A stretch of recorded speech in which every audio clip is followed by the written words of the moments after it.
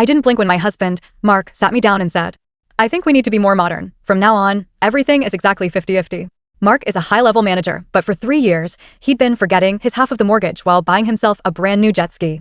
I was working double shifts as a nurse, covering the daycare, the groceries, and his car insurance, just to keep the peace.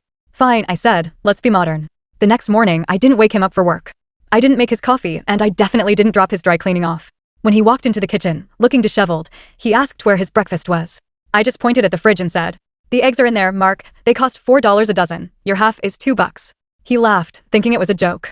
It wasn't. That evening, I handed him a professional invoice. I had calculated every minute of labor I provided.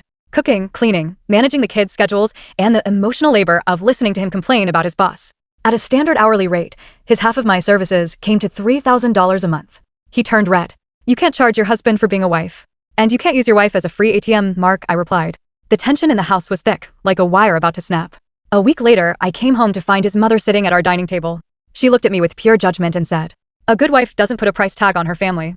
I smiled, pulled out my phone, and showed her Mark's recent bank statements, the ones I found while looking for the electric bill. He'd been funneling thousands into a bachelor fund, while claiming he was too broke to pay for our daughter's gymnastics. The room went silent. Mark wouldn't look at me. His mother's jaw dropped. "I'm not nickel and diming you, Mark," I whispered. "I'm just finally showing you what I'm worth." I had already signed a lease on a small, sun-drenched apartment across town.